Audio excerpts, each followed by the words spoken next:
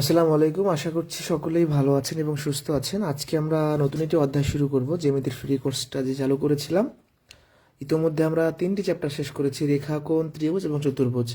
আজকে বৃত্ত শুরু হবে। আমার সাথে এই মুহূর্তে যারা যুক্ত আছেন, আমাকে ঠিক মতো শোনা যাচ্ছে কিনা এবং লেখাটা দেখা যাচ্ছে কিনা একটু আমাকে বলবেন, কমেন্টে জানাবেন কথা লেখা ক্লিয়ার কিনা।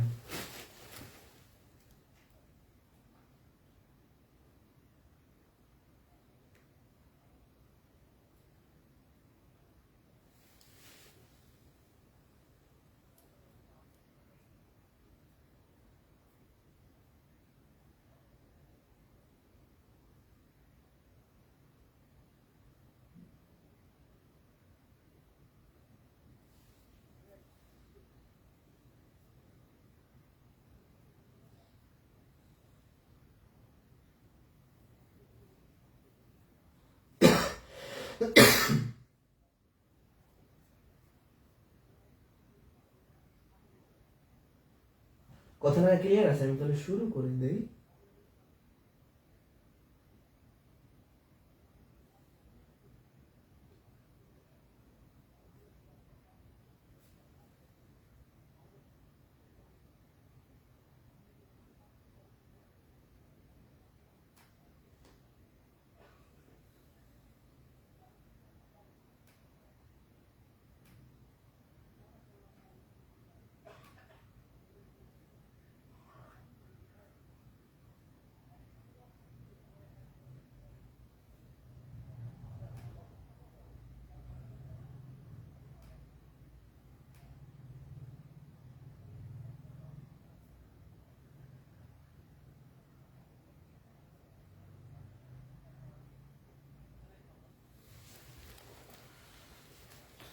আচ্ছা, খেয়াল করেন, যারা আজকে প্রথম ক্লাসে যুক্ত হয়েছেন তাদের উদ্দেশ্যে জানিয়ে রাখি, এর আগেও আমরা জ্যামিতির 6টা ফ্রি ক্লাস নিয়েছি, অর্থাৎ ফুল একটা কোর্স আমরা ফ্রি করাবো। তো আগে 3টা অধ্যায় শেষ হয়েছে, আজকে 4র্থ অধ্যায় শুরু হবে। এর 2টা ক্লাস হবে। আজকে আমরা মূলত বৃত্তের বেসিক জিনিসগুলো একটু শিখবো। ঠিক আছে? তো যারা পরে যুক্ত হয়েছেন বা আজকে প্রথম যুক্ত হয়েছেন, আপনাদের জানিয়ে রাখি যে আমাদের যে জ্যামিতির ফ্রি কোর্সের গ্রুপ, সেখানে সবগুলো ক্লাস পেয়ে যাবেন। যারা যুক্ত হতে পারেন না, যুক্ত হয়ে নেবেন।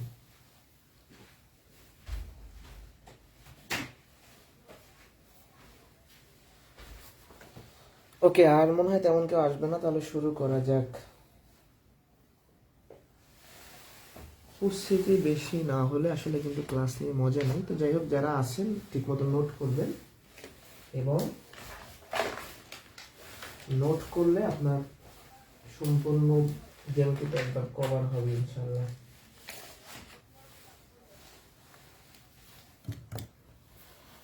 তো তাহলে শুরু করি। হ্যাঁ,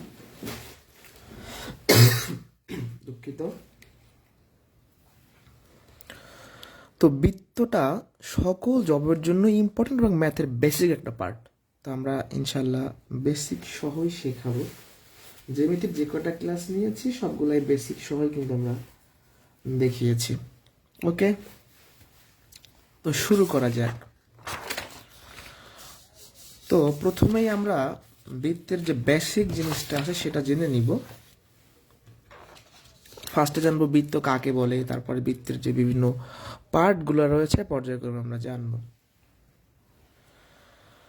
প্রথমেই জেনে নিব বৃত্ত কি। আচ্ছা, আমি একটা বিন্দু নিলাম এখানে। হ্যাঁ, এখানে একটা বিন্দু নিলাম, এই দেখেন। আর একটা বিন্দু আমি এখানে নিলাম।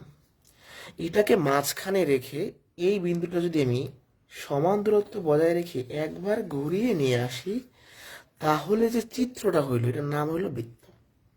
তাহলে আর একবার বোঝাই, একটা বিন্দুকে মাঝখানে রেখে এই বিন্দুর সাপেক্ষে অন্য একটা বিন্দু যদি সমান ডিস্টেন্স বজায় রেখে, মানে এই বিন্দু থেকে সমান দূরত্ব বজায় রেখে একবার ঘুরিয়ে নিয়ে আসি, এটা একটা বৃত্ত হয়ে যাবে। তাহলে ডেফিনেশনটা কি? একই সমতলে অবস্থিত একটা বিন্দুর সাপেক্ষে অন্য একটা বিন্দু যদি চারদিকে একবার ঘুরিয়ে নিয়ে আসি, তাহলে যে চিত্রটা হয় তার নাম বৃত্ত। তাহলে বৃত্ত কাকে বলে এটা আমরা শিখলাম। এবার শিখবো কেন্দ্র কাকে বলে। আচ্ছা, এই যে মাঝখানে একটা বিন্দু নেই, মাঝখানে বিন্দুর সাপেক্ষে আর একটা বিন্দু ঘুরাই নিয়ে আসি, এই মাঝখানের বিন্দুটার নামই হচ্ছে কেন্দ্র বা সেন্টার, সেন্ট্রি বলতে পারে। ঠিক আছে? ওকে, তাহলে কেন্দ্র গেল। এবার হলো পরিধি। আচ্ছা, এই যে মাঝখানে কেন্দ্র নিলাম, আর একটা বিন্দু আমি যে এই যে কালো যে পথটা, এই যে পথে ঘোরাচ্ছি, এইটা হলো বৃত্তের পরিধি। এটাকে বৃত্তের দৈর্ঘ্য বলা হয়। এটা কি বলা হয়? বৃত্তের দৈর্ঘ্য বলা হয়। তাহলে পরিধি কোনটা? এইটা হচ্ছে পরিধি। এই যে কালো কালারের যে দাগটা, এই যে ঘুরাই নিয়ে আসলাম, এই যে রাস্তাটা, এই পথটা, এটা হচ্ছে পরিধি। ওকে, পরিধি গেল। এরপরে আমরা দেখব জ্যা। জ্যা হলো বৃত্তের পরিধির উপর যে কোনো দুইটা বিন্দুর সংযোগ রেখা। এখানে একটা বিন্দু আপনি নিছেন, এখানে একটা বিন্দু নিছেন, এই পরিধির উপর এটা যোগ করে দিলে একটা জ্যা পাইলেন, যোগ করে দিলে একটা জ্যা পাইলেন, যোগ করে দিলে একটা জ্যা পাইবেন। এরপর আমরা শিখব ব্যাস। ব্যাসার্ধটা পরে শিখবো। ব্যাস, এখানে আমি তিনটা জ্যা অঙ্কন করছিলাম না, যে মাঝখানেটার নাম হচ্ছে ব্যাস। অর্থাৎ এখানে একটা বিন্দু নিলাম, এখানে একটা বিন্দু নিলাম, যদি যোগ করে একটা জ্যা হবে। এই যেটা কেন্দ্রকে ভেদ করে গেছে না, তাহলে কেন্দ্র ছেদকারী জ্যাকে ব্যাস বলে। মানে একটা জ্যা যদি কেন্দ্র দিয়ে যায় তাহলে তার নাম কি হবে? ব্যাস। এবার আমরা শিখবো হচ্ছে ব্যাসার্ধ। এবার শিখবো কি? ব্যাসার্ধ। কেন্দ্র থেকে পরিধি পর্যন্ত ডিস্টেন্স, এই যে ব্যাসার্ধ, ব্যাসার্ধ, এগুলো সব ব্যাসার্ধ। ব্যাসার্ধকে অন্যভাবেও বলা যায় যে কেন্দ্র আর এই পরিধির উপর বিন্দুর সংযোগ রেখা। তাহলে ব্যাসার্ধটা দুইভাবে শিখবেন। কেন্দ্র থেকে পরিধি পর্যন্ত দূরত্ব, এটাও ব্যাসার্ধ। আবার যদি আপনি অন্যভাবে বলেন, কেন্দ্র আর পরিধির উপর বিন্দু যদি যোগ করি, তাহলে এখানে আমি যা যা বলছি সম্পূর্ণ বিষয়টা আমি একটা চিত্রের সাহায্যে আবার রিপিট করব। দেখেন, প্রথমে দেখবো বৃত্ত কি। একটা বিন্দু নিলাম, এই বিন্দুর সাপেক্ষে আরেকটা বিন্দু ঘুরাই নিয়ে আসলাম, যে চিত্রটা হবে এর নাম হচ্ছে বৃত্ত। এটাকে বলা হয় কেন্দ্র। আর আরেকটা বিন্দু যে পথে ঘুরে আসলো এটার নাম হচ্ছে আপনার পরিধি। আর জ্যা হলো বৃত্তের পরিধির উপর দুইটা বিন্দুর সংযোগ, এটা হলো জ্যা, এটার নাম কি? জ্যা। ব্যাস হলো, আমরা যদি একটা জ্যা অঙ্কন করি কেন্দ্রকে নিয়ে, কেন্দ্রকে ভেদ করি, তাহলে কেন্দ্র ছেদকারী জ্যার নাম হচ্ছে ব্যাস, এটা হচ্ছে কি? ব্যাস। আর এই যে কেন্দ্র থেকে পরিধি পর্যন্ত ডিস্টেন্সের নাম হচ্ছে ব্যাসার্ধ। দেখেন, আমি একটা চিত্রে আমি কিন্তু আলাদা আলাদা একবার শিখাইছি, একটা চিত্রে শিখাইছি। এখন কোনো বিষয় যদি বুঝতে অসুবিধা হয়, এখানে যে পার্টগুলো আছে একটু দেখেন, কোনোটা যদি বুঝতে অসুবিধা হয় আমাকে বলেন। বুঝলে সবাই ডান লেখেন, বুঝলে ডান লেখেন। আপনার যদি কোনো বিষয় বিষয় বুঝতে অসুবিধা হয় আমাকে বলেন, আর বুঝলে একটু কষ্ট করে ডান লিখবেন। বুঝছেন কিনা একটু বলেন তো আমাকে, যে বিষয়গুলো আপনারা বুঝতে পারছেন কিনা। এগুলো কিন্তু জানতে হবে, শুধু ম্যাথ করলে হবে না, আপনার বেসিক যে কনসেপ্টগুলো রয়েছে সবই জানতে হবে। এটা বুঝতে পারছি কিনা বলেন।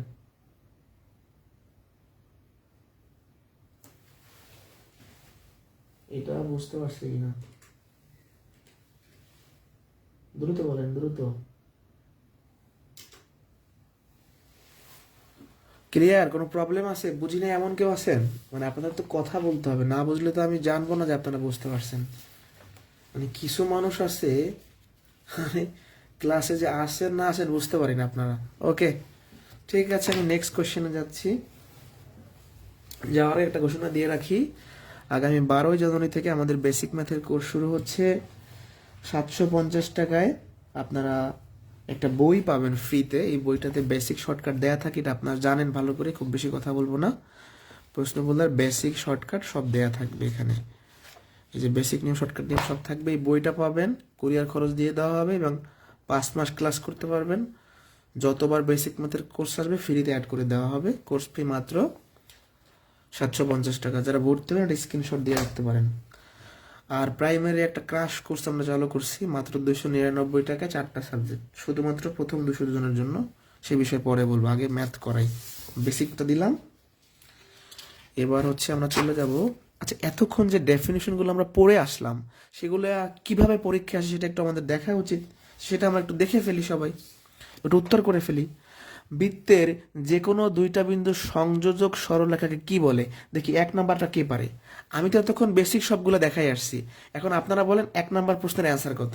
বুঝছে, বৃত্তের যে কোনো দুইটা বিন্দুর সংযোজক সরলরেখা, 1 নাম্বারের অ্যান্সার চাচ্ছি। প্রশ্ন 1-এর অ্যান্সার। মানে আমি একটা বেসিক আলোচনা করব, সাথে কোশ্চেন সমাধান করব, তাইলে মনে থাকবে বেশি। এটা সকল সাবজেক্টের ক্ষেত্রে। আপনি ধরেন জিকের জাতিসংঘ পড়তেছেন, জাতিসংঘের এমসিকিউ গুলো পড়ে ফেলবেন। ম্যাথের একটা পার্ট পড়তেছেন, এমসিকিউ বা রিটার্ন যে ম্যাথগুলো আছে পড়ে ফেলবেন, এভাবে করে। ঠিক আছে?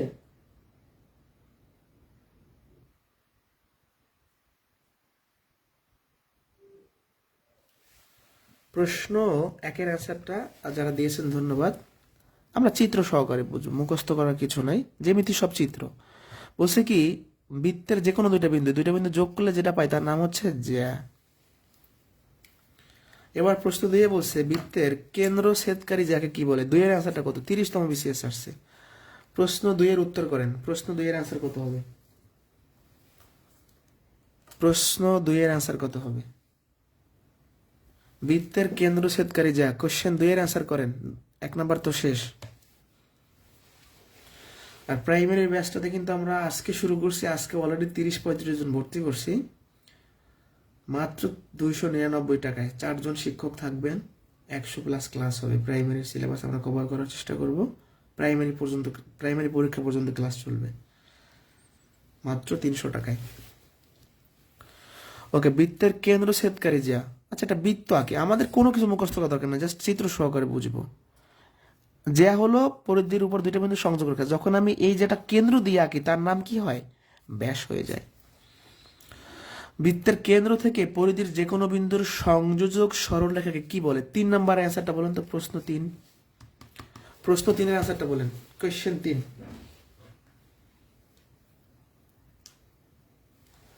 প্রশ্ন 3-এর অ্যান্সারটা কত হবে?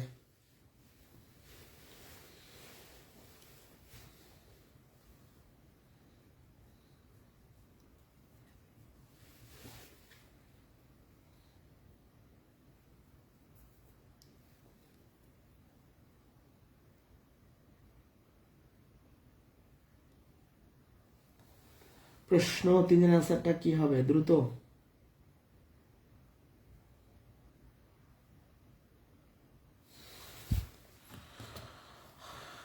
একটা বৃত্ত আঁকলাম, পরিধির উপর যে কোনো বিন্দু নিলাম, তাহলে কেন্দ্র আর পরিধির উপর বিন্দু আমরা যদি যোগ করি, এটা এই ডিস্টেন্সটার নাম কি?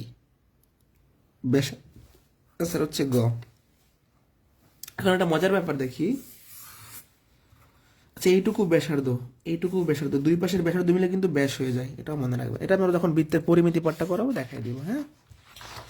আচ্ছা, আজকের ক্লাসে মূলত আমরা বৃত্ত অঙ্কন বা বৃত্তর বিভিন্ন যে অনুসিদ্ধান্ত আছে, বৃত্ত কি কি নিয়ম মেনে চলে, আজকে আমরা অনুসিদ্ধান্তগুলো ভালো করে পড়বো। এবং এখান থেকে চাকরির পরীক্ষায় বিশেষ করে প্রাইমারি নিবন্ধন বিসিএসে প্রচুর প্রশ্ন হয়। এখন এগুলো সব পড়তে হবে, শুধু কয়েকটা ম্যাথ করলে হবে না। আজকে আমি বৃত্তের বেসিকটা দেখাবো, অনুসিদ্ধান্তগুলো দেখাবো, এবং পরবর্তী ক্লাসে পরিমিতি পাঠটা, ক্ষেত্রফল সংক্রান্ত যে ব্যাপারটা আছে আমি আজকে করাই দেবো, মানে আগামী ক্লাসে। তো প্রথমে আমরা বৃত্ত অঙ্কন বিষয়ক, আমি যদি বৃত্ত আঁকি তাহলে আমাকে কি কি অনুসিদ্ধান্ত ফলো করতে হবে বা কি কি নিয়ম মানতে হবে সেটা দেখি। একটি সরলরেখায় অবস্থিত নয় এমন 3টা বিন্দু দিয়ে একটা মাত্র বৃত্ত আঁকা যাবে। আচ্ছা, 3টা বিন্দু এমনভাবে নিতে হবে যে একই সরলরেখায় না পড়ে, সোজা না হয়। এখানে একটা বিন্দু নিলেন, এখানে একটা বিন্দু নিলেন, এখানে একটা বিন্দু নিলেন। আপনি 3টা বিন্দু একসাথে যোগ করে একটা মাত্র বৃত্ত আঁকতে পারবেন। এই যে একটা আঁকছি, কিন্তু এই যে এখানে একটা বিন্দু, একটা আঁকছি। তাহলে 3টে বিন্দু একই সরলরেখা হইতে পারবে না, আলাদা আলাদা জায়গায় হইতে হবে। তাহলে একই সরলরেখার উপর অবস্থিত নয় এমন 3টা বিন্দু দিয়ে আমরা একটা বৃত্ত আঁকতে পারবো। এই যে আবার দেখেন, একটা একটা এখানে রাখলেন, একটা এখানে রাখলেন, একটা এখানে রাখলেন। এই 3টা যোগ করে আপনি শুধুমাত্র একটা বৃত্ত আঁকতে পারবেন, এর বেশি পারবেন না। একই সরলরেখার উপর অবস্থিত এমন 3টা বিন্দু দিয়ে আপনি বৃত্ত কখনোই আঁকতে পারবেন না। ধরেন এরকম একটা সরলরেখা নিলেন, এখানে একটা বিন্দু, এখানে একটা বিন্দু, এখানে 3টা। আপনি হয়তো এইভাবে করে একটা বৃত্ত আঁকতে পারেন, বাট এর মাঝখানেটা তো থাকবে না। 3টাই যোগ করা যায় এমন বৃত্ত কি আঁকা সম্ভব? মানে একটা বৃত্ত আঁকবেন যেখানে 3টা বিন্দুই থাকবে পরিধির ভিতরে, সম্ভব না। তার মানে একই সরলরেখার উপর বিন্দু হইলে, 3টা বিন্দু হইলে সেই 3টা আমরা যোগ করে বৃত্ত আঁকতে পারবো না। আর 2টা নির্দিষ্ট বিন্দু দিয়ে অসংখ্য বৃত্ত আঁকা যায়। আচ্ছা, ধরেন এখানে একটা বিন্দু আছে, এখানে একটা বিন্দু আছে। তাহলে ফার্স্ট টাইম আমি সুন্দর করে এভাবে একটা আঁকলাম, তারপর হচ্ছে এভাবে একটা আঁকলাম, তারপর হচ্ছে আপনার এইভাবে আর একটা আঁকলাম, তারপর হচ্ছে আপনি এই পাশ দিয়ে আঁকলেন। এরকম, যদিও আমার চিত্র অঙ্কন হাত খুবই খারাপ, বাট এইভাবে করে আপনি 2টা বৃত্তকে নিয়ে, অর্থাৎ ধরেন এইভাবে আঁকলেন, এই যে একটা আঁকলেন, এভাবে একটা আঁকলেন, এই পাশ দিয়ে একটা আঁকলেন, তার মানে অনেকগুলা আমরা বৃত্ত অঙ্কন করতে পারবো। চিত্রটা কিন্তু ভালো হয় না, আবারও বলছি, অনেকগুলো বৃত্ত আমরা অঙ্কন করতে পারবো, ঠিক আছে। ওকে, তাহলে আমি একটু দেখাই বিষয়টা। 2টা নির্দিষ্ট বিন্দু দিয়ে আমরা অসংখ্য বৃত্ত আঁকতে পারবো। এই যে দেখেন, আচ্ছা এখানেই দেখেন, এই যে প্রথমে এইভাবে একটা আঁকলাম, হ্যাঁ, তারপর আপনি এইটাকে সাইডে রেখে একটা আঁকতে পারেন, দুইটা হইলে এভাবে, এই যে একটা, তারপর এই পাশে দিয়ে আঁকতে পারেন, অনেকগুলো আঁকতে পারেন। একই সরলরেখার অবস্থিত নয় এমন ন্যূনতম কয়টা বিন্দু দিয়ে বৃত্ত আঁকা যায়? চারের অ্যান্সারটা বলেন তো। কোশ্চেন 4, প্রশ্ন 4-এর অ্যান্সারটা চাচ্ছি। প্রশ্ন 4-এর অ্যান্সার, প্রশ্ন 4-এর অ্যান্সার কত হবে?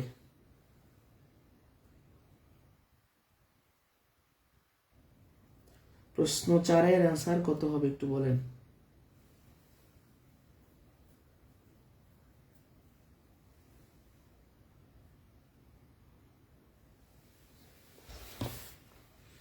প্রশ্ন 4-এর অ্যান্সারটা বলেন। একই সরলরেখার অবস্থিত নয় এমন ন্যূনতম কয়টা বিন্দু দিয়ে বৃত্ত আঁকা সম্ভব? একটু আগে তো পড়াই আসলাম, একই সরলরেখার অবস্থিত নয় এমন 3টা বিন্দু দিয়ে বৃত্ত আঁকতে পারবেন, তাহলে অ্যান্সার হবে 3টা, আমাদের 3টা লাগবে।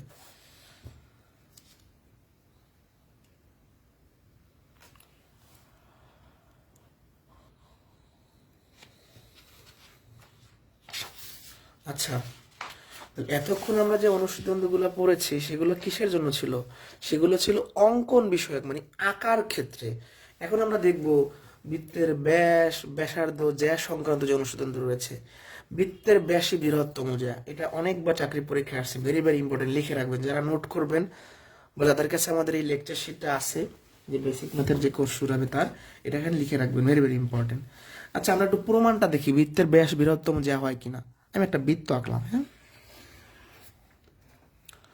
তো আমি এখানে একটা জ্যা অঙ্কন করলাম, এখানে একটা জ্যা অঙ্কন করলাম, এখানে একটা জ্যা অঙ্কন করলাম। এবার আপনারা একটু আমাকে কমেন্টে বলবেন এই 3টা জ্যার মধ্যে দেখতে বড় কোনটা, দৈর্ঘ্য বড় কোনটা বলেন তো, নিচেরটা নাকি মাঝেরটা না উপরেরটা? কমেন্টে বলেন যে এই যে আমি 3টা বা আরো যদি এখানে একটা অঙ্কন করি, এখানে একটা, এখানে বড় কোনটা, মানে সাইজে বড় কোনটা বলেন তো। সাইজে কিন্তু মাঝেরটা বড়, এই মাঝেরটার নাম কি? জ্যা। তাহলে আমি বৃত্তের ভিতর যতগুলাই জ্যা অঙ্কন করি না কেন, এই ব্যাসটাই সবচেয়ে বড় হবে, সেটাই বুঝাইছে। বুঝতে পারছি? ওকে, তাহলে 2 নাম্বারটা বুঝতে পারছেন, যতগুলো আপনি জ্যা অঙ্কন করবেন এই ব্যাসই হবে বড় জ্যা সবচাইতে, সেটাই আপনাকে বোঝানো হয়েছে। বৃত্তের সকল সমান জ্যা কেন্দ্র থেকে সমুদ্রবর্তী, 2 আর 3 সেম। আচ্ছা, আমি একটা বৃত্ত আঁকি, এটা কেন্দ্র, হ্যাঁ। তো ধরেন এখানে একটা জ্যা অঙ্কন করলাম, এটা ধরেন 5 সেন্টিমিটার, এখানে একটা জ্যা অঙ্কন করলাম 5 সেন্টিমিটার। এই দুইটা জ্যা সমান হওয়ার কারণে এই জ্যাটা যদি 2 সেন্টিমিটার দূরে হয়, এটাও 2 সেন্টিমিটার দূরে হবে, মানে কেন্দ্র থেকে এই জ্যায়ের দূরত্ব একই থাকবে। এটা আমি আরেকবার বুঝাই, তাইলে ভালো হয়, তাই না?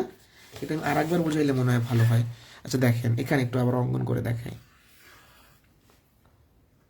আমি এখানে একটা জ্যা অঙ্কন করলাম, এখানে একটা জ্যা অঙ্কন করলাম, এই দুইটা জ্যা যদি সমান হয় তাহলে এইটা কেন্দ্র থেকে যতটুকু দূরে থাকবে এইটাও ততটুকু দূরে থাকবে, মানে এই দুইটা জ্যা সমান হলে কেন্দ্র থেকে এদের ডিস্টেন্স একই থাকবে। এটাও 5, এটাও 5, সমান, তাহলে এটা যদি 2 সেন্টিমিটার দূরে থাকে, এটা 2 সেন্টিমিটার দূরে। এবার একই জিনিস 3 নাম্বারটা, বৃত্তের কেন্দ্র থেকে সমুদ্রবর্তী সকল জ্যা পরস্পর সমান। দেখেন, আচ্ছা আমি কেন্দ্র থেকে 2 মিটার দূরে যে একটা যদি জ্যা অঙ্কন করি, আবার 2 মিটার দূরে যদি জ্যা অঙ্কন করি, তাহলে এই জ্যাটা যদি 5 সেন্টিমিটার হয়, এটাও জ্যা 5 সেন্টিমিটার হবে, তাহলে দুইটা একই। কিন্তু জ্যা সমান হইলে দূরত্ব একই হবে, দূরত্ব একই হইলে জ্যা সমান হবে। এটা আরেকবার দেখেন, ধরেন এখান থেকে 2 মিটার দূরে যাই আমি একটা জ্যা অঙ্কন করলাম, এখান থেকে 2 মিটার দূরে যাই আরেকটা জ্যা অঙ্কন করলাম, তাহলে দূরত্ব একই, তাহলে এটা যদি 10 সেন্টিমিটার হয়, এটাও 10 সেন্টিমিটার হবে। বৃত্তের যে কোনো জ্যায়ের লম্ব দ্বিখণ্ডক কেন্দ্রগামী। আচ্ছা আমি একটা বৃত্ত আঁকলাম, এটা জ্যা অঙ্কন করলাম, এই জ্যায়ের উপর লম্ব আঁকলে কেন্দ্র দিকে যাবে, সেটাই বুঝাইছে। বৃত্তের দুটি জ্যা, এগুলো মুখস্থ করা কিছু না, চিত্র দেখে দেখে পড়বেন জাস্ট। বৃত্তের দুটি জ্যা পরস্পরকে সমদ্বিখণ্ড করলে ছেদ বিন্দুটা বৃত্তের কেন্দ্রে হয়। আচ্ছা দেখেন, এটা বৃত্তের কেন্দ্র, একটা জ্যা অঙ্কন করলাম, এই জ্যাটাকে সমান 2 ভাগে যদি ভাগ করতে তাহলে অবশ্যই কেন্দ্র দিয়ে যাবে, মানে একটা জ্যাকে অন্য একটা জ্যা দিয়ে যদি আমরা দ্বিখণ্ডিত করাই, মানে সমদ্বিখণ্ডিত সমান 2 ভাগে ভাগ করাই, তাহলে ছেদ বিন্দুটা মানে এই দুইটা যা মিলিত হবে কেন্দ্রে গিয়া। তাহলে পরীক্ষায় প্রশ্ন আসবে কিভাবে, বলতে পারেন যে পরীক্ষায় প্রশ্ন আসবে কিভাবে, বৃত্তের দুটি যা পরস্পরকে সমদ্বিখণ্ডিত করলে ছেদ বিন্দুটি কি বৃত্তের কেন্দ্রে হবে, নাকি বাইরে হবে, নাকি ভিতরে হবে, না পরিধির উপর হবে, কোথায় হবে, সেটা আসবে। এই যে দেখেন, বৃত্তের দুটি ব্যাস পরস্পরকে সমদ্বিখণ্ডিত করলে এই জ্যা ব্যাস একই কথা, তাই না? বৃত্তের দুটি ব্যাস পরস্পরকে সমদ্বিখণ্ডিত করলে ছেদবিন্দুর অবস্থান কোথায় হবে বলেন তো? 6 নাম্বারটা বলেন, প্রাইমারিতে আসছে। প্রশ্ন 6 এর অ্যান্সারটা বলেন, প্রশ্ন 6 বলেন। আবারও বলছি, প্রাইমারির ব্যাচটা মানে বাংলাদেশেই প্রথম আমরা 299 টাকায় 4 জন শিক্ষক পড়াবো, 100 ক্লাস নিব। সকল ক্লাসগুলো অনলাইনে সিক্রেট প্রাইভেট গ্রুপে হবে, ফেসবুকে। সপ্তাহে 4টা ক্লাস হবে, কমপক্ষে 4টা বা 8টা, এরকম 4টা হবে, আমরা চেষ্টা করবো বেশি নেওয়ার। রুটিন থাকবে একটা নির্দিষ্ট অবশ্যই। ভর্তি শুরু হয়ে গেছে আজকে থেকে। প্রথম 200 জনের জন্য 299 টাকা। আর ম্যাথের ব্যাচটা স্পেশাল হচ্ছে এই জন্য, যেটা সকল জবের জন্য। একটা ম্যাথের ভিত্তি যদি আপনি করতে চান, 6 মাস আমাদের সময় দিতে হবে, 5 থেকে 6 মাস। 750 টাকায় বই পাবেন। এই এটার আনসার কত? বৃত্তের কেন্দ্রে একটু আগে পরে আসলাম। আচ্ছা, এতক্ষণ আমরা প্রথমে দেখেন, প্রথমে পড়লাম অঙ্কন বিষয়ক অনুসিদ্ধান্ত, তারপর পড়লাম ব্যাসার্ধ বিষয়ক অনুসিদ্ধান্ত, এরপর চাপের বেসিকটা পড়বো এবং চাপ অনুসিদ্ধান্ত পড়বো। এভাবেই আমরা আগাবো,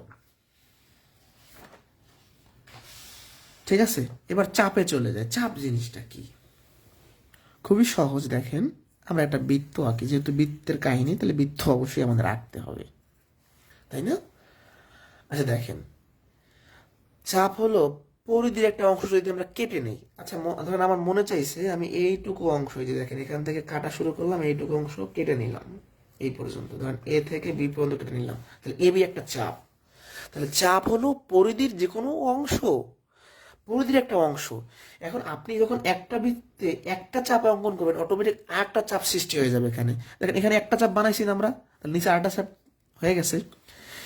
এই চাপটা বড়, এইটুকু কিন্তু একটা চাপ। এই যে পরিধির অংশটা ধরেন কেটে নিছি, ধরেন একটা কালারিং পেন দিয়ে যদি আমি আপনাদের ডিফাইন করে দিই, এই যে এইটুকু হচ্ছে একটা চাপ, এবি চাপ, এবি একটা চাপ। তো এবি যখন চাপ আঁকছে, এদিকে আর একটা চাপ হয়ে গেছে। তো এখন এটা একটা বড় চাপ, এটা ছোট চাপ। এই বড় চাপের নাম হচ্ছে অধিচাপ। বড় মানে কি? অধিক। আর এটার নাম হচ্ছে উপচাপ। এখান থেকে নিবন্ধনে বেশি প্রশ্ন হয়, 2টা প্রশ্ন অলরেডি হয়েছে বা আরো আগে হইতে পারে। 16তম তো প্রশ্ন হয়েছে, 18তম তো প্রশ্ন হয়েছে। খুব সহজে মনে রাখাই দিবে ইনশাল্লাহ। এটা কি? বড় চাপ। মনে রাখবেন, বড় চাপে ছোট কোণ হয়, ছোট চাপে বড় কোণ হয়। কিরকম? এই যে বড় চাপটা দেখতে পাচ্ছেন, এই বড় চাপে যদি আমি একটা কোণ আঁকতে চাই, ধরেন একটা কোণ আঁকতে চাই এইভাবে করে, তাহলে বড় চাপে সবসময় সূক্ষ্ম কোণ হবে, মানে 90 ডিগ্রি ছোট হবে। আর আমি যদি এই চাপে ধরেন এখানে একটা বিন্দু নিয়ে একটা আমি কোণ আঁকতে চাই, তাহলে এই কোণটা কিন্তু দেখেন স্থূল কোণ, মানে 180 ডিগ্রির ছোট বাট 90 ডিগ্রির বড়। তাহলে দেখেন, এই যে বড় চাপে ছোট কোণ হয়, ছোট কোণ সূক্ষ্ম কোণ, আর ছোট চাপে বড় কোণ হয়। এভাবে মনে রাখবেন, বড় চাপে ছোট কোণ, ছোট চাপে বড় কোণ। বলছি কোন বৃত্তের অধিচাপে অন্তর্লিখিত কোণ, অধিচাপে অন্তর্লিখিত কোণ সূক্ষ্ম কোণ হয়, উপচাপে অন্তর্লিখিত কোণ স্থূল কোণ হয়। এই দুটোই নিবন্ধনে আসছে, খুবই ইম্পর্টেন্ট জিনিস। আর একবার বুঝিয়ে দিই,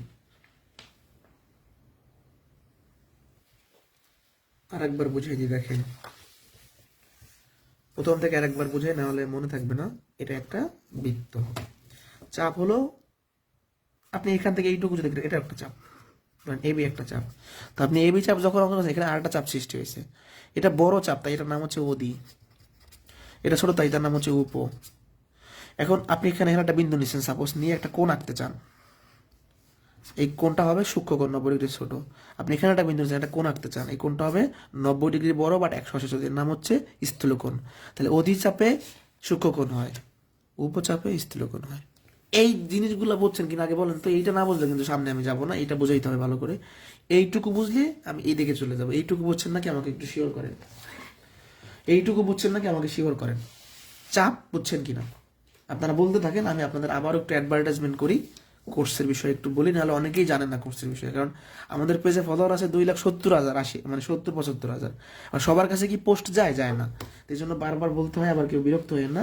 আমি খুব বেশি যে পছন্দ করি তাও না, 1-2 মিনিট। এই ব্যাচটা হচ্ছে আপনি যদি ম্যাথের একটা ভিত্তি করতে চান, বেসিক সহ ইনশাল্লাহ পড়াবো।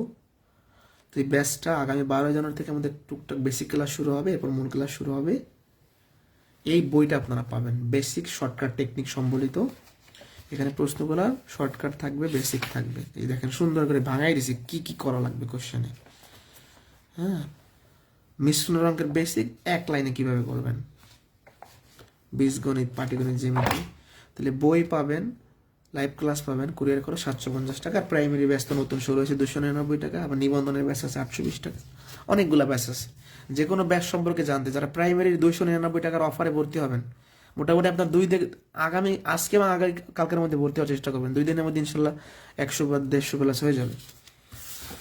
আচ্ছা, এইটুকু বুঝছি। এবার চাপের আমি অনুসিদ্ধান্ত শেখাবো। এটা তো ভেরি ভেরি ইম্পর্টেন্ট। প্রচুর পরিমাণে প্রাইমারিতে প্রশ্ন আসছে, নিবন্ধনে আসছে, বিসিএস আসছে, প্রচুর পরিমাণে চাপ থেকে প্রশ্ন হয়, আবার আসবে।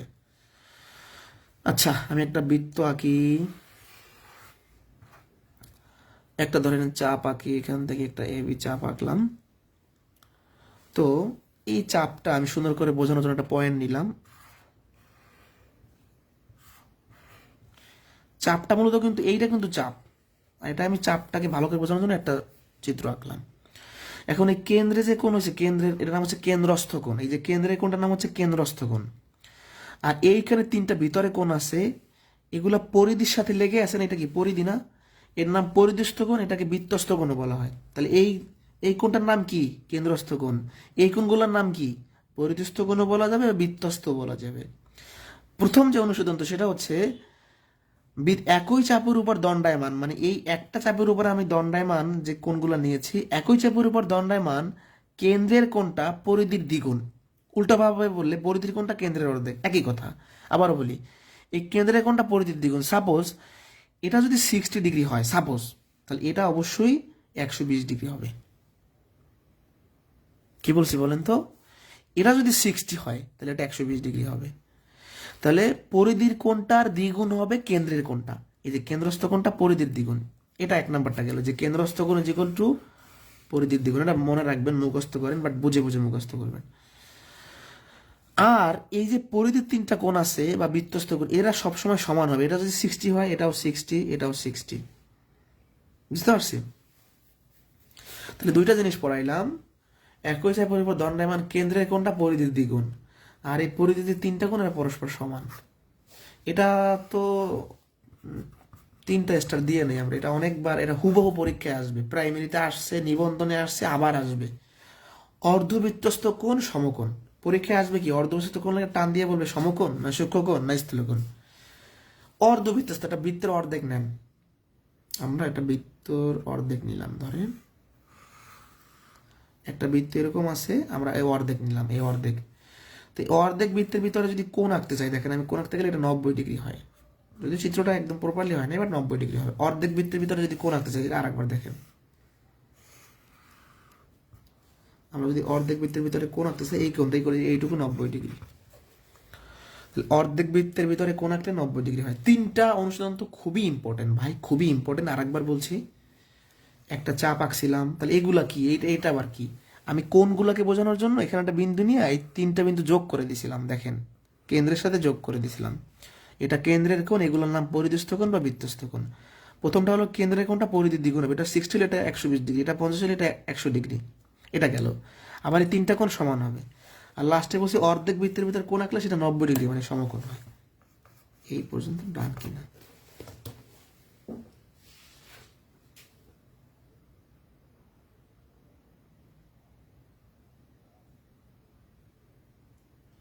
এই ক্লাসটা কিন্তু যদি আপনারা শেয়ার করেন, ইনশাল্লাহ রেকর্ড রাখবো।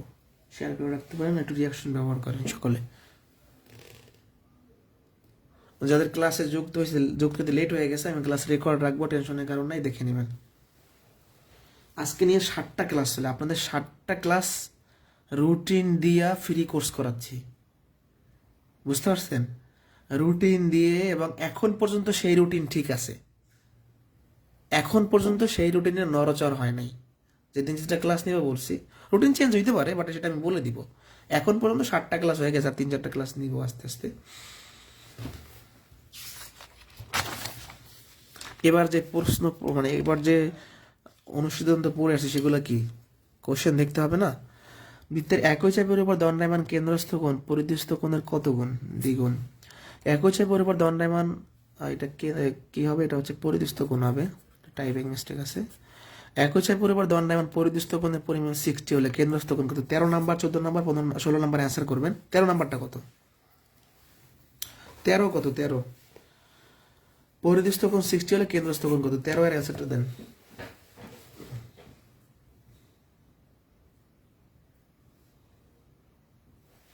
13 এর অ্যান্সার।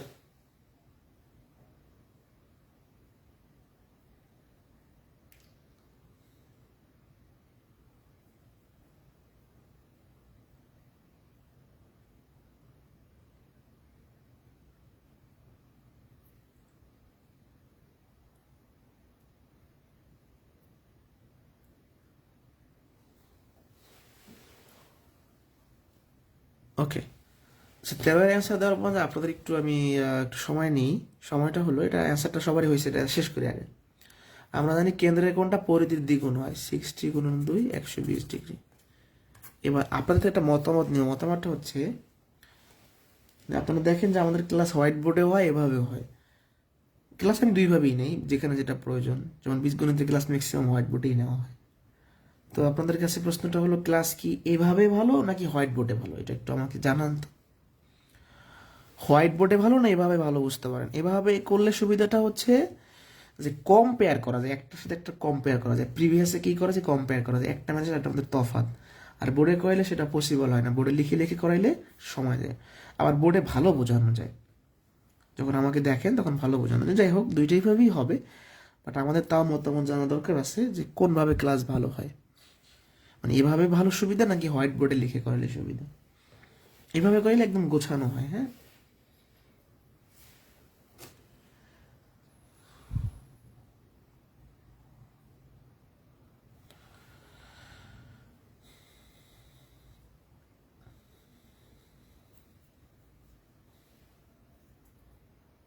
এভাবে ভালো। আচ্ছা যাই হোক, একই চাপের উপর দণ্ডায়মান কেন্দ্রের কোণ এত হলে পরিধির কোণ কত?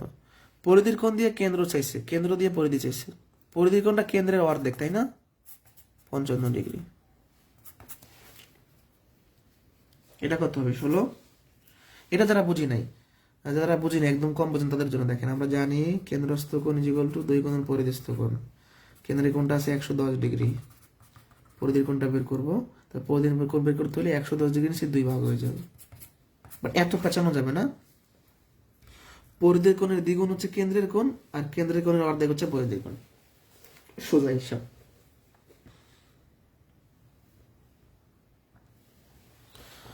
অর্ধবৃত্ত অর্ধবৃত্তস্থ কোণ সমান কত?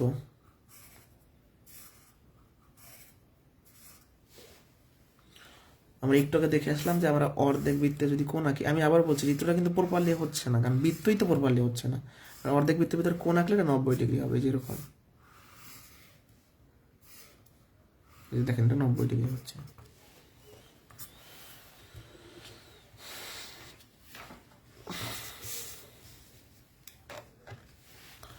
এবার বৃত্তের দুইটা বেসিক আলোচনা করব, ছেদক আর স্পর্শক।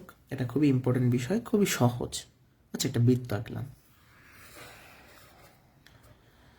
তো স্পর্শক কাকে বলে?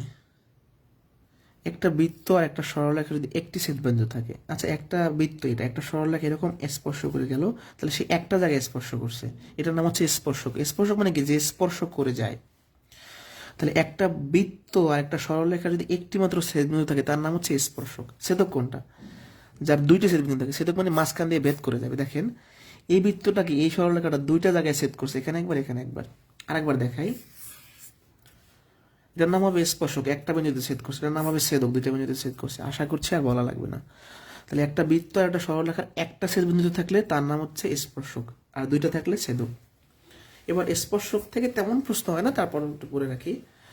স্পর্শক বিষয়ক কিছু অনুসিদ্ধান্ত আমরা দেখব। বৃত্তের যে কোনো বিন্দুতে একটা স্পর্শক অঙ্কন করা সম্ভব। আচ্ছা, একটা বৃত্ত আঁকলাম, কারণ এখানে একটা বিন্দু আছে, এখান থেকে আমি একটা স্পর্শক টানতে পারবো। এখানে একটা বিন্দু আছে, একটা বিন্দু দিয়ে একটা স্পর্শক, সেটাই বুঝাইছে। স্পর্শ বিন্দুতে স্পর্শকের উপর লম্বিত লম্ব কেন্দ্রগামী। আচ্ছা, এটা একটা স্পর্শক, তাই না? এর উপর লম্ব আঁকলে কেন্দ্রের দিকে যাবে, সেটাই বলছে। স্পর্শ বিন্দু হইলে এইটা, এটা হলে স্পর্শক, এর উপর যদি আমরা লম্ব আঁকি কেন্দ্রের দিকে যাবে। এটা ভেরি ভেরি ইম্পর্টেন্ট। বৃত্তের বহিস্থ কোনো বিন্দু থেকে বৃত্তে শুধুমাত্র দুটি স্পর্শক টানা যাবে, খুবই ইম্পর্টেন্ট।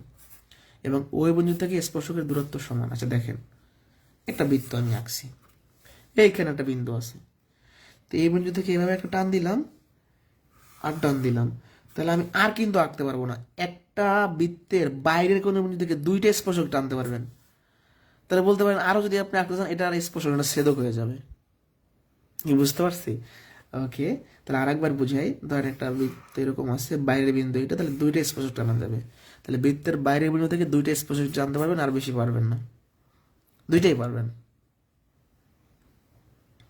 ঠিক আছে, এবং স্পর্শকের দূরত্ব সমান হবে। তার মানে কি, এই স্পর্শকটা যদি 5 সেন্টিমিটার দূরে থাকে, এটাও 5 সেন্টিমিটার দূরে থাকবে। সেটাই বোঝানো হয়েছে। বুঝতে পারছি? এই পর্যন্ত ক্লিয়ার কিনা বলেন? তো আজকে বৃত্তের বেসিকটাই থাকুক, মানে শেষ।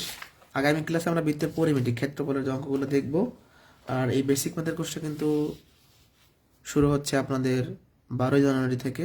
যারা অনার্সে পড়াশোনা করতেছেন, আপনারা চাইলে এই 6 মাসের কোর্সটা করে আগে এগিয়ে থাকতে পারেন আপনারা ম্যাথে।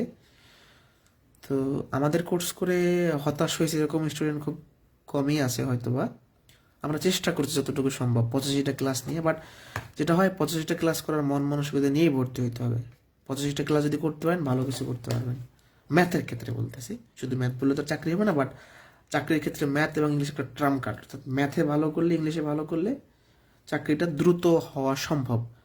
কেউ ম্যাথ ভালো পারে, ইংরেজি পারে না, আবার ইংরেজি ভালো পারে, ম্যাথ ভালো পারে না। বাট যারা দুইটাই ভালো পারে তারা আগাই থাকে। তো ঠিক আছে, ভালো থাকেন। আর প্রাইমারি ব্যাচের বিষয়ে যারা জানতে চান তাদের বলে রাখি, প্রাইমারি ব্যাচ এটা শুরুই করছি আজকে, আজকে লঞ্চ করছি বলতে পারেন।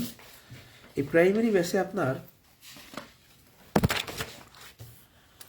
100+ ক্লাস হবে 4টা সাবজেক্টের, ম্যাথ, বাংলা, জিকে, ইংলিশ। আমি ম্যাথ ক্লাস নেব, সালমান স্যার গুরু বাংলা ক্লাস নেবেন, সায়েন্সের ইংলিশ ক্লাস নেবেন, জিকে আলামিন স্যার ক্লাস নেবেন, আমিও জিকে নিব মাঝে মাঝে। তো যাই হোক, তো সেক্ষেত্রে কোর্স ফি হচ্ছে মাত্র 299 টাকা, 4টা সাবজেক্ট। এখানে কোনো শিট কুরিয়ার করে দেওয়া হবে না। তো 100+ ক্লাস হবে। আমরা এই কোর্সটাতে একদম প্রাইমারির যে ভাইটাল টপিকগুলো আমরা শেষ করবো এবং বেসিক সহই পড়াবো। যে টপিকটাই পড়াই বেসিক সহই পড়াবো। ওকে, তাহলে এই কোর্সটা যারা ভর্তি হবেন, এই আমার যে কোনো কোর্সে ভর্তি হতে একটা নাম্বারে যোগাযোগ করবেন। একটাই নাম্বার আমার, এটাই বিকাশ, নগদ, রকেট, হোয়াটসঅ্যাপ, টেলিগ্রাম সব একটাই। তো যাই হোক, যারা ভর্তি হবেন প্রথম 200 জনের জন্য কিন্তু আমরা, আর ম্যাথের ব্যাচটা স্পেশাল, এটা একদম বলতে পারেন তাহলে ওগুলো তো কম, এটা বেশি কেন, এটা একটা পুরো একটা সাবজেক্টের 85টা ক্লাস হবে, একটু যেটা সবই। একটি বৃত্তে অনেকগুলো স্পর্শক আপনি আঁকতে পারবেন। খুব ভালো একটা প্রশ্ন করছেন এক ভাই। একটি বৃত্তের সামনে অনেকগুলো স্পর্শক, অভাব নাই, অসংখ্য। আপনি চাইলে অনেকগুলো ছেদক আঁকতে পারবেন, অনেকগুলো ছেদক, এগুলো সব কি ছেদক। আবার এগুলো কি সব স্পর্শক, স্পর্শক, স্পর্শক, স্পর্শক, স্পর্শক, অনেকগুলো, অসংখ্য হবে, অসংখ্য হবে। হ্যাঁ, আব্দুল হাকিম ভাই, আপনাকে ধন্যবাদ কোশ্চেনটি করার জন্য। আমার ক্লাসে তো কোনো কোশ্চেন নেবে না, শুধু করাই আপনারা বলেন বুঝি বুঝি। আল্লাহ বাবুর জানে আপনারা বোঝেন কিনা। কোশ্চেন খুব কম থাকে, কোশ্চেন করবেন যতটুকু, আমি চেষ্টা করবো। সব তো আর সামনে চোখে পড়ে না, আমি সবসময় কমেন্ট চেক করি, তারপর স্কিপ হইলে আবার বারবার সেই কমেন্টটা করবেন। তো ভালো থাকেন সবাই। আর এই বইটা আমরা পাঠাই দিছি, যারা এখনো পান নাই একটু কুরিয়ারে চেক করবেন, বা অনেক দিন হয়ে গেলে আমাকে আমার সাথে মেসেজ করে যোগাযোগ করবেন। অনেক সময় তো ভুলে ঠিকানা আমি নাও দিতে পারি, বা আমার নাম্বার ভুল হইতে পারে। তো সেক্ষেত্রে অনেক দিন যদি হয়ে যায় আপনি ভোটেশন শিট পান না, আমাকে হোয়াটসঅ্যাপে নক করবেন বা পেজে মেসেজ করবেন যে ভাই শিটটা এখনো পাইনি, আমি দেখবো চেক করে কোথায় আছে। তো যাই হোক, ভালো থাকেন সবাই, পরবর্তী ক্লাসে দেখা হচ্ছে। আর প্রাইমারি ব্যাচটা আপনারা মনে করতে পারেন যে কোর্স ফি কম, ভালো পড়াবে কিনা। অবশ্যই যতটুকু ক্লাস হবে 100% ভালো হবে। আপনারা ম্যাথের ক্লাস সম্পর্কে তো জানেনই, সেটা আর কি বলবো, ভালো খারাপ যতটুকুই পড়ে আপনারাই জানেন। কিন্তু বাংলা ক্লাস সম্বন্ধে আপনারা অনেকে জানেন, যারা জানেন না সালমান স্যারের আবদুল্লাহ নামে পেজ, সেখানে যাবেন। বাংলা খুব ভালো পড়ায় উনি। শাহিন স্যারকে আপনারা অনেকদিন ধরে চেনেন, উনি ইংলিশ খুব ভালো পড়ে। তো আমরা চেষ্টা করবো সর্বোচ্চ সাপোর্ট দেওয়ার জন্য। আচ্ছা মুরাদ ভাই, আপনার শিটটা আমি দেখবো। হ্যাঁ, আপনি একটু আমাকে নক করেন। আমি যতটুকু জানি আপনার শিটটা আমি পাঠাইছি, সম্ভবত কোথায়, হবিগঞ্জ না কোথায় যেন ঠিকানা, আমি পাঠাইছি, তারপর আমি চেক করে দেখবো। কুরিয়ারের ব্যাপার তো, সুন্দরবন কুরিয়ারে দেওয়া হয়েছে আপনার শিট। ঠিক আছে, ভালো থাকেন সবাই, আল্লাহ হাফেজ।